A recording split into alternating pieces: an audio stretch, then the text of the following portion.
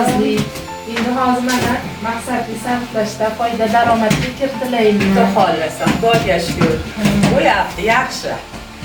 Nasibaga yarasha bo'yapti, harakat bo'yapti. Mana yopyapsizlar. Ha, yopyapmiz.